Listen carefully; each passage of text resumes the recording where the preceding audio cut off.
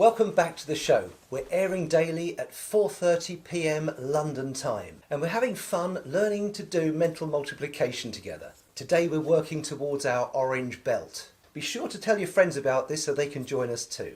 Now, yesterday we managed to get the show down to just below 20 minutes, didn't we? Well done, guys. Which may have suited some of you really well. But when we watched the rewind ourselves, we were wondering whether some of you might have preferred to hang around a little longer and do another key. And we'd love to give you tons of value during these episodes. But we don't want any of you to feel overloaded. So that kind of gave us a bit of a problem to solve. We've decided to make today's show a little longer so we can actually cover 2 picture stories. But if you're someone who prefers shorter chunks, I'll let you know when we're about to start the second one, and you can decide whether you want to hang out a little longer or have a wee break and tune back in later on to see the other one, yeah? I'm not sure how this works with these live things, but I think you can press the pause button and have a little run around or something, and then when you come back and press play, you'll be kind of watching in catch-up mode, but you'll still get to see that second story today. Yeah, a bit behind. Just a little bit behind everyone else, and as long as you're still within the live time, you'll still be able to comment. So feel free to do that, or else watch it on catch-up a little bit later. But watch the other picture story before you tune in again tomorrow. You're still with us at the same point, yeah? We decided to do it that way because we really want to cram in as much value as we can during this whole series. And we've only got 2 weeks before people are heading back to school. So I hope you appreciate we're trying to work this out as we go along. And maybe you could tell us whether you prefer the shorter format or this longer one. Remember, you're getting points for commenting in the live chat during the show. Thanks for that reminder, Yoshi. And if you were here yesterday, welcome back to the show. Keep your eyes open. You might see your name in the points shout out coming up in a moment. And if it's your first time here, welcome aboard, and do catch up with the rewinds of the previous episodes, because you know what just up there to the rewind. Brilliant. And then you'll know what we're doing. So while we're getting settled, Mishi, do you have a little joke for us? Now a ninja. So, which snakes are good at math? Which snakes are good at math? Go I on. don't know. Adders. Adders. But I've got a good riddle for you, Dad. Oh, have you? So what happens if I get today's riddle wrong? What do you think, Mish? We should add a tablespoon of cooking oil to your coffee. But you're already This putting... Friday. You're putting in already a teaspoon of ginger, tablespoon of butter, some chilli sauce, and now you're threatening me with a tablespoon of cooking oil as well. Right, okay, and if I get it right, I'm hoping to solve today's riddle. What can I have today? You're gonna get my... Your Parma violets? I love Parma violets. Oh, can I have them anyway? Have I got to get the riddle right? Yeah. Okay, what's the riddle? If a man buys a rooster and expects it to lay 1 egg every day for his breakfast, Okay. how many eggs will it give him each week? 1 egg each day, you said. And you want to know how many eggs it will lay each week. 7 days in a week, so it's 1 times 7. We've done that already. 1 times 7, 7. Give me the Parma violets. Nope. I got it right, surely. No, you didn't. I'm going to have to think about that, okay, and come back to you later. Okay. Hold on to those Parma violets, don't eat them. Okay, so while we get set up ready for the first picture story, let's just have your shout out, shall we? Yeah. Go on. Well done to all you early birds and stick arounds who commented in the first and last 2 minutes of yesterday's show, and a special well done to the Riddle Master.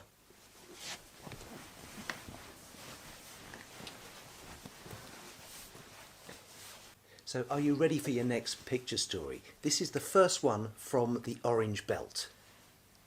We're moving on to our next multiplication number, which is 10.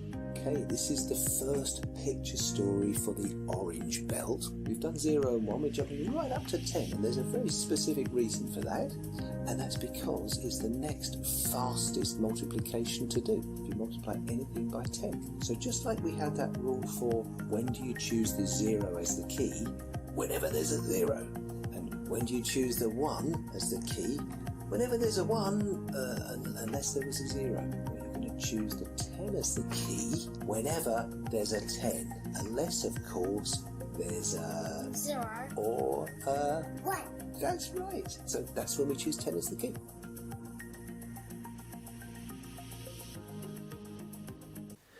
So, what's the next step once we've chosen our key? You link it to a picture. We do link it to a picture. Yeah. Let's find out what picture it is, shall we? Now, once you've chosen the 10 as the key, we then need to link that to a picture. And when we learned about the black hole, we linked it to the number 0. That's right, and the easy link was because of the shape. We see a black hole as a big round shape, and a 0 as a big round digit. And when we chose the 1, the picture of the torch is very much the same kind of a shape. Now the picture that we're going to use for 10, we're going to follow the same kind of pattern. Because if we look at a snail, which is our special picture, if it was climbing up the wall, it's got the body, which is a bit like the 1 of the 10, and the shell on its back, which is like the 0 from the 10. So can you see how that snail looks a bit like a number 10? Yes. Yeah? Yes. In fact, if you were to think of a slug climbing up the wall, it would look like a number 1, wouldn't it? Yeah. And if you ever found a shell that's used to belong to a snail, but the snail died or got eaten by a bird or something, an empty shell kind of looks a bit like a 0, doesn't it? And if you were to take a shell and put it on the back of a slug, it would then look like a snail, wouldn't it? Yeah, so if you consider those two parts as separate digits, the snail looks very much like the number 10. And that's our link for how to remember that once you've chosen 10 as the key, the picture is going to always be the snail. Okay? Yeah. There you go again. The snail looks exactly like a 10. It does, doesn't it? And that's the way this system works. Once you've chosen the key, it's just automatically going to help you get on to that second step. Yeah? Let's see how we use the snail, though. So let's look at how we do the multiplication by 10. We've chosen 10 as the key. We've got the snail as our picture, and now we need to know what the picture story is. Now, before I get into the detail here, let's just look at why I've jumped from 0 and then 1 straight up to the number 10. Think back to what I said about the slug and the empty snail shell. The slug looks like a 1 and the snail shell looks like a 0. And we've already learned picture stories for a 1 and a 0. So multiplying by 10 is going to be very much like multiplying by 1 and multiplying by 0, but at the same time as each other. Yeah. So let's look at how we do this. Let's choose, let's say, the number 7, for example. If we had a multiplication problem of 7 times 10, Yeah. if it had been 7 times 0, what would the answer have been? 0. It would have been 0. 7 times 0 is 0, because you would have chosen the Black hole. 0 as the key, and that leads you to the black hole, and the black hole makes everything else suck away into a big fat 0, doesn't it? So your answer to 7 times 0 would have been 0. Let's just put that to one side. Let's put it on the side of the 0 in your 10. Yeah? And now let's look at what would have happened if we'd had 7 times 1. What would the key have been then? 1. That's right. And that would have given us the picture story of the torch. And we would have taken that torch and shone it at the 7. So the answer would be 7. 7. So if we take that 7 now and park it on the side of the slug, on the one side in the 10, we can see our two answers side by side. We can see the 7 over here and the 0 over there that we did first. Yeah. Yeah? So when we put those two together, we see the number 70. 70, that's right. 70. Yeah. And this is how multiplying by 10 works. We just take the number that the torch shone at, Yeah. and we put a 0 on the end.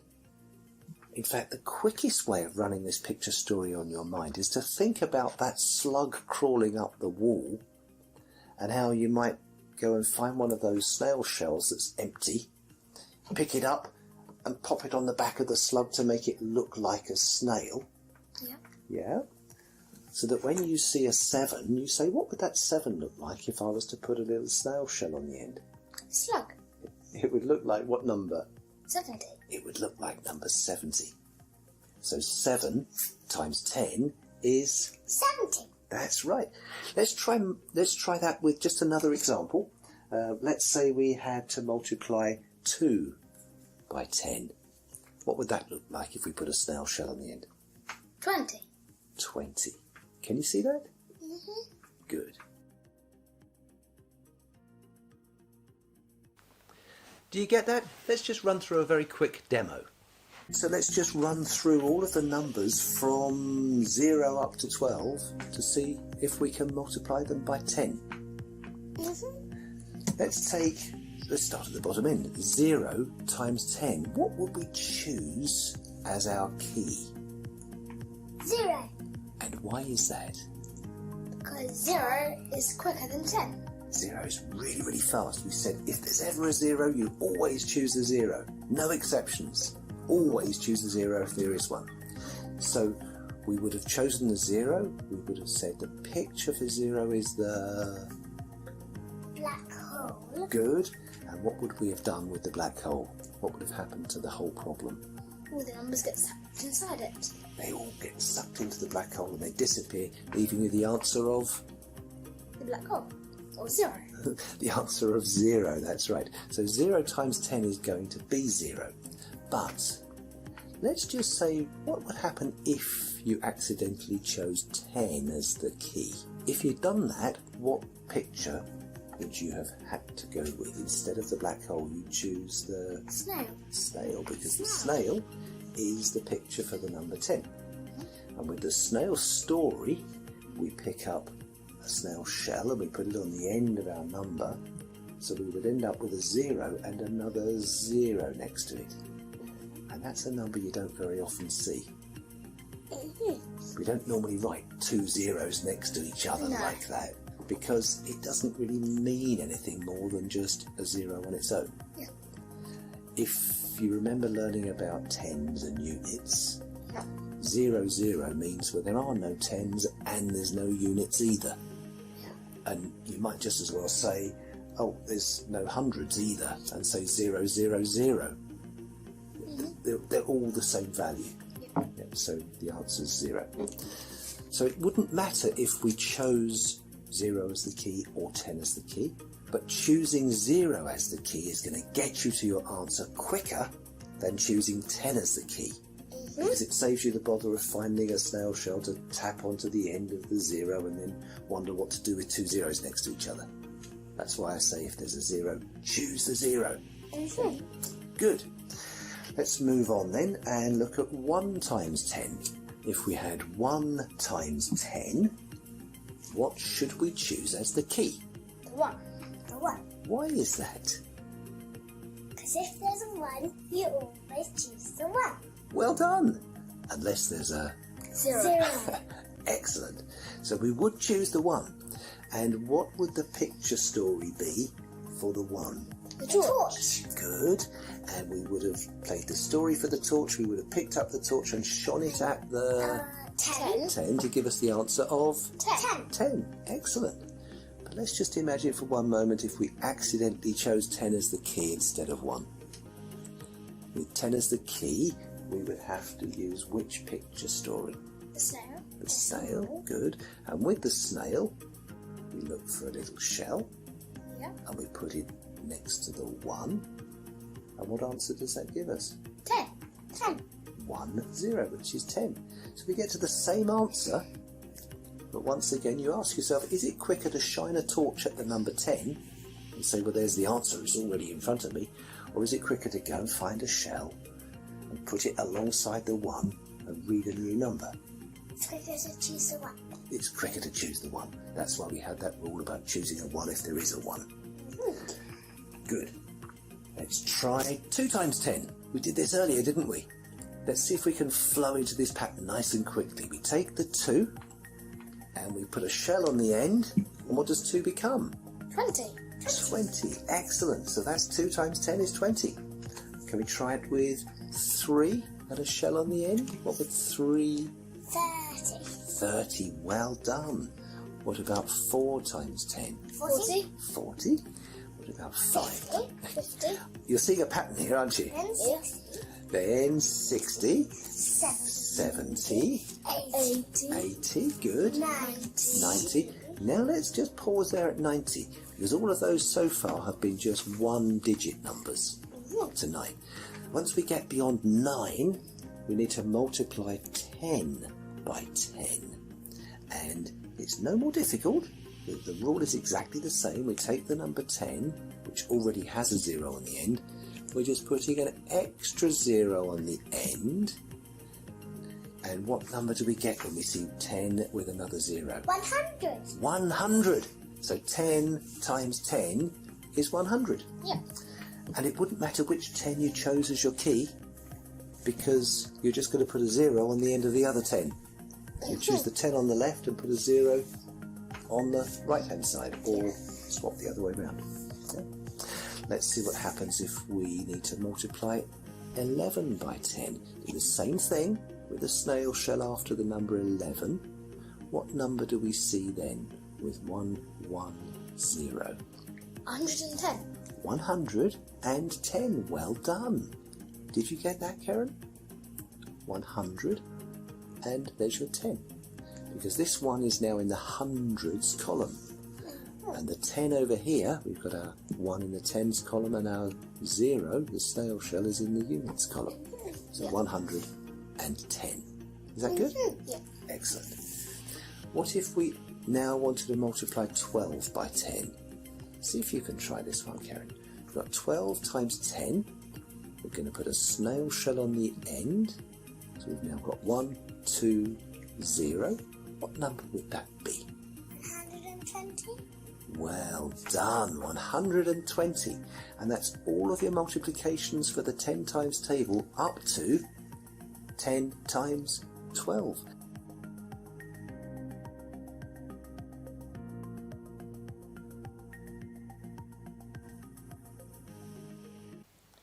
So did you get that? If you did, would you mind giving us one of those 5s down in the live comments? Literally type the number 5. Yes? It really helps us, and you're also getting extra points for commenting in the live chat. That's true. Thanks for that, Yoshi. Now let's just see how far we can go with this. So we've seen how you can multiply numbers up to 12 by 10. Yep. And that's all you need to do for your black belt. But I just want to show you that this snail is useful for larger numbers as well, which we'll play with when we do the advanced Number Ninja board game. And we could use, for example, larger numbers like, here we've got 47. If we were going to multiply 47 by 10, if we did the same process, those 3 steps, which number would we choose as the key? The 47 or the 10? The 10. The 10, because you've been told to always choose the 10 if there is a 10. Yeah. Unless there's a 0 or a 1. 0 or a 1, and we don't have a 0 or a 1. So we're choosing the 10 as the key, Yep. and our picture is going to be The snail. the snail. Good. And the story says we need to find a 0.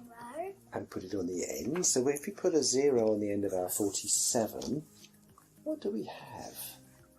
470. 470. So we've got, remember doing hundreds and tens and units? We've got 400 and 70. You just look at the 7 over on the right and you see 70. And with the 400 in the front. So 400 and 70. That's good. Let's just try that with another 2-digit number. Let's try 73 times 10. If we took the 10 as the key, the snail as the picture, so we're looking to put a 0 on the end of our 73. What number do we have there, Karen, when it's 730? 7,030. So anything in this column is hundreds. So this will be 730. Would you like to try another one? Yes. Okay, let's see what we would have if there was 68 times 10. And we're going to do the same thing, putting a 0 on the end, coming from a snail shell. 68 times 10 would give us 680. How would you say that number, Karen? 680. Excellent, 680. Well done. So this is how we take larger numbers than 12 and multiply those by 10. So is that still easy? Yeah. Yeah. It is. If you find it easy still to go with those bigger numbers, Put a putting a five in the 0 on comments. the Put a five in the end, comments. please, it might sound silly, but you're getting his extra points and it is feeding back to us to let us know that we're on the right track. Yeah? Now the thing is, when we start loading up with all these keys, and we've still got a couple more to do for the orange belt, it's a bit like literally having a big bunch of keys, and sometimes you can be wondering, what am I going to do to keep these keys organised? Let's just see, shall we?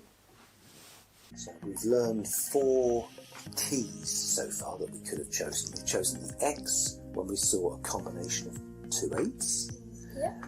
We've seen that we always choose the 0 if there is a 0. Yep. We always choose the 1 if there's a 1, unless there's a 0.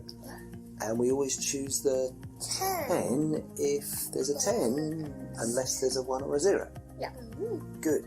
Now, with this system of multiplication, it's useful to always choose the fastest key, because that way you get to your answer faster than if you'd chosen a slower key. And how you choose the fastest one is by paying attention to the order you're learning these in. You learn the 0 first because it's the very fastest key, so you'll always choose the 0. You'll choose the 1 if there's a 1 but there is no 0. It's the next fastest key.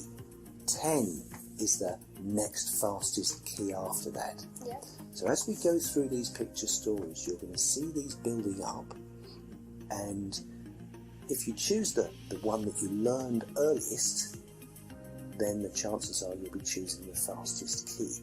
There's a couple of times when you might decide to go for a slower key just because you like working with that key, but we'll come across those later.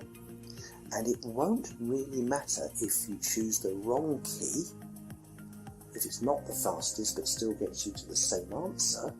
It won't lead you astray, but it just won't get you there quite as fast in most cases. Let's just see though how something like the 8 times 8 fits in with choosing 0, 1 or 10 as a key, because these X keys are like shortcuts.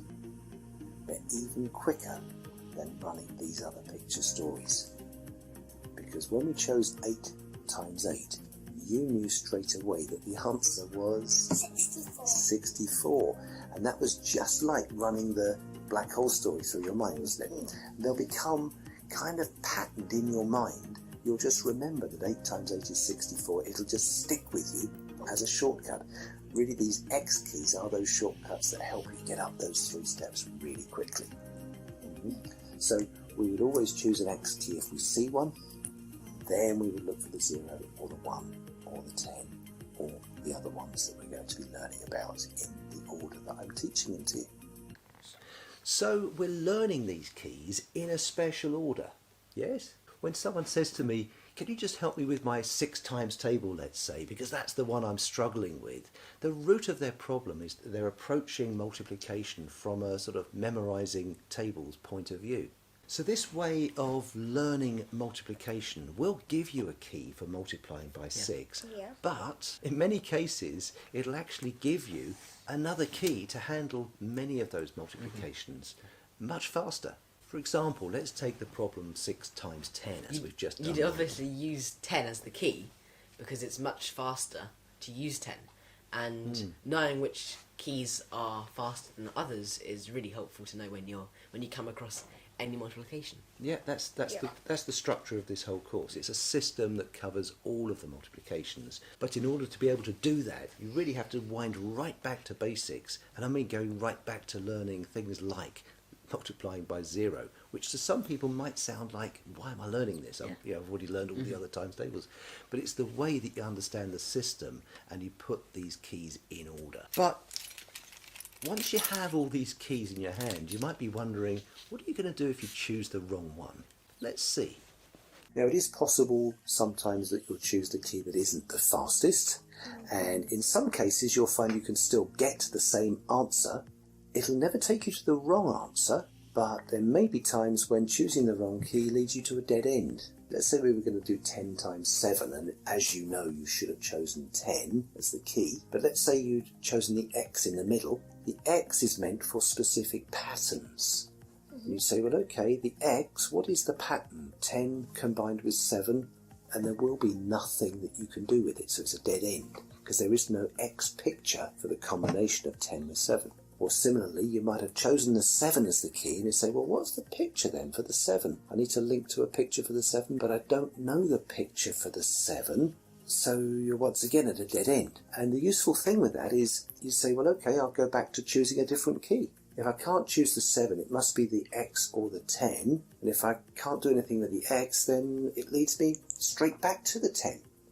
So it really doesn't matter if you choose what you might call the wrong key. You're either going to find yourself at a dead end and then going back to choose a different key, or you're going to find that that wrong key is a key that works. It just takes a little bit longer to get to the answer. So there's nothing to worry about in terms of making your choice. Never freeze, never feel like, oh, I don't know which key to choose. Just choose any key. If you're not sure, just grab a key and give it a try. If you find that you can't use the key, well, grab one of the other keys. The nice thing is, with any multiplication, you're going to see the 3 keys there right in front of you, the 2 numbers and the X in the middle. So it's just a matter of making a choice between those 3 things. So you never have to worry about having this huge bunch of keys after all, because this system is going to shortlist just 3 keys for you. Yeah. And sometimes you might pick a key that leads to a dead end, it won't unlock, and sometimes you might choose a key that's not necessarily the fastest key, but it'll get you to the solution. It will never give you a wrong answer, put it that way. And then there's always one fastest key. Then learning the order of these keys, it's the same order you're learning them in, and that's how you can become faster and faster at multiplication. That's one of the things I really like about this system, that if you choose the wrong key on step 1 and it's one that's not going to work, then the system itself is going to eliminate that choice. It's going to take that choice away so that you can then say, well, okay, I've only got 2 other keys to choose from. And choose the fastest key. And just think again, which one of those? And even if you pick a second time the wrong key, well, it kind of narrows it down to 1, doesn't it? What then about my riddle, Dad? Oh yes, your riddle. Now darling, we've got a slightly longer show today, so could I have a bit more time to think about it? Do you think? Yeah? But remind me, what was the riddle? If a man buys If you've got an answer to the riddle, then put it in the comments in the live chat, and you'll be getting points for commenting. If you get it right, you'll get 500 points. If you're the first person. Yeah, if you're the first person to get it. Okay, so tell us the riddle again. Listen very carefully, Dad. I'm listening. If a man buys a rooster and expects it to give him 1 egg every day, how many eggs will it give him each week? Week is 7 days, 1 egg a day, it's 1 times 7. Use the I torch. pick up the torch, I shine at the 7, and the answer's got to be 7. Well look, can I come back to that again at the end of the show? Give me a bit more chance to think about it, yeah? Okay, we're going to move on to our next key now, and it's actually quite a funny one, but if there's anyone out there that would like a little bit of a break, then feel free to hit the pause button, go and run around for a little bit and come back to watch the second half of this show. It's not actually going to be that long, and it really is quite funny, isn't it? Yeah. It's right up your street, Rishi, isn't it, this one? Yeah? Let's watch. With the keys we've learned so far, there's only been 1 time we've chosen the X, and that's when you've seen what particular pattern? 8 times 8. 8 times 8. If there's 2 8s there, you say, well, I'm choosing the X in the middle. And then that begs the question, are there any other times we would choose the X in the middle? And yes, there are. You've only learned that one so far, but there are some other specific patterns we look for when we would choose the X. There aren't many. In fact, there's only 4. And the second one we're going to learn right now. And that's, instead of seeing the combination of 2 8s, we look for the combination of 2 7s. Yes. So when you see 7 times 7, because you see those 2 7s, you're going to do exactly the same thing as when you see 2 8s. You're going to say, well, I'm going to choose the X in the middle as the key. Now, because it's a different pattern, a different combination, your X is going to lead to a different picture story, because the answer's not going to be 64 this time. So we'll need a different picture that will lead us to the answer. But this is your second X combination. So if you get 2 8s together, you choose the X. And now if you get 2 7s together, you're going to choose the X. Okay? Excellent. So those 2 X combinations, they're really quite easy to spot, aren't they? A pair of 8s or a pair of 7s, yeah? And let's just see what picture we're going to link to those 7s and see what it's got to do with Mishy here. Would you like me to tell you a funny story? Yes. Good. I want to tell you about a friend of mine. His name is Dan. In fact, we call him Funny Man Dan because, well, he's been going through a funny time lately. He's nearly 50 years old and he's no longer feeling like a young man anymore, and he's getting very worried about reaching 50 because he thinks that means he's going to be very, very old.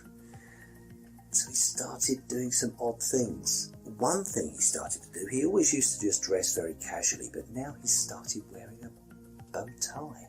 And it's a big, bright, red bow tie that makes him look a little bit odd, but he thinks it makes him look very elegant indeed.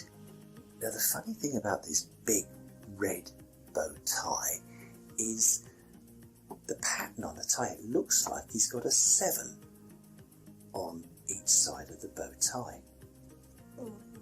So it looks like he's wandering around with a 7 on either side of his neck on this big red bow tie.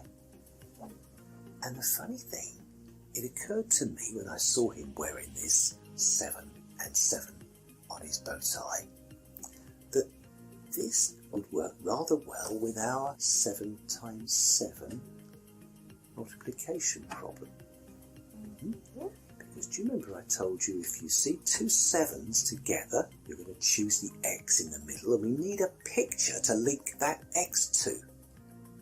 So the picture I'm going to ask you to link that X to is Funny Man Dan and his bright red bow tie with the 2 7s on. Could you do that for me?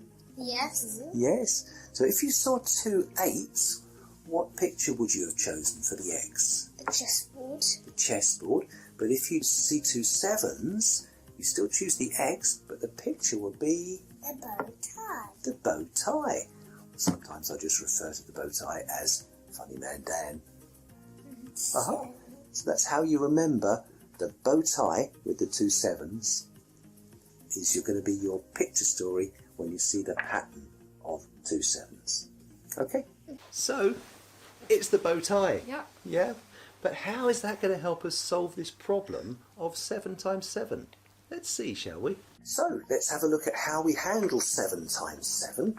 We've seen the problem, we've chosen the X because we recognise the 2 7s as a particular pattern.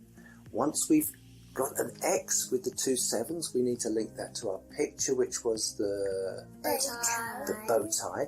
And now somehow we need to leap from this bow tie of Funny Man Dan's over to the answer for 7 times 7. And this is the other funny part of that story. Remember I told you that Funny Man Dan is about to turn 50, and that's why he's going through this funny stage in his life. Yeah. If he's waiting for his birthday coming soon, and he's going to be 50, how old is he now? 49. 49. That's exactly how old he is, and that's why it really struck me as rather funny that his bow tie that looks like 7 times 7 and his age of 49 actually go together rather well, because have a guess what 7 times 7 is? 49. 49, yes. So when I think of Funny Man Dan, I think of bright red bow tie, 7 times 7, 49. I just think of all that thing in one go. It's like he's walking around with an advert on his neck saying, hey, look at me, I'm 49. Okay. Is that clear? If it is, then put a 5 in the comments. Thanks, Mishy. Just what I was going to say. 5's down in the live chat comments now. And let's move on and see how we put that all together using those 3 steps. So let's put that together on our 3 steps. 7 times 7 is our multiplication problem. What are we going to choose as the key? Should we choose one of the 7s or should we choose the X in the middle? The X. Well done. Having chosen the X, we need a picture to link to that particular X. What picture are we going for? Bow tie. Well done. And when we do the story for that picture, what does that story remind us? It reminds us that Funny Man Dan is nearly turning 50. So how old is he? 49. So it reminds us when we do the picture story that Funny Man Dan is 49. So the key was the X, the picture was the bow tie, and the story was Funny Man Dan is 49. Mm-hmm. That's how we get there with the 3 steps. So what do you think? Are you keeping up and finding all of this pretty easy so far? If you are, then put a Put 5 5 in in the the comments. comments. Comments. Good idea. And tell us, do you prefer this slightly longer format, or would you rather we just gave you 20 minutes of value each day? What about my riddle, Dad? Oh yes, the riddle. Yeah, one last chance then. Remind me, what's the riddle? If a man buys a rooster, Mm-hmm. expects it to lay 1 egg every day Mm-hmm. for his breakfast, how many eggs will it give him each week?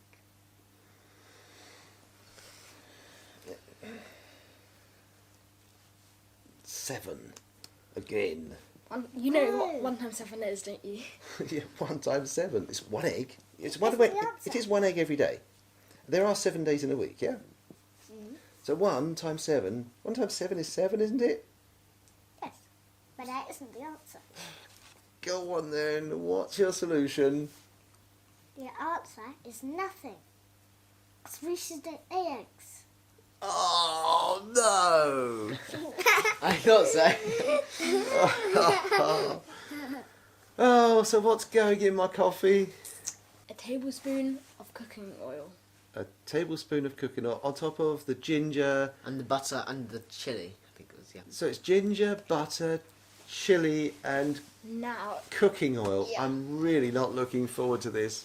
Oh dear.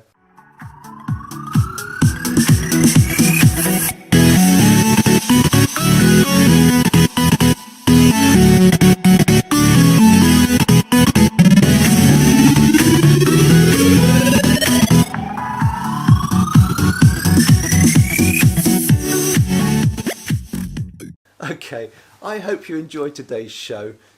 I To, did.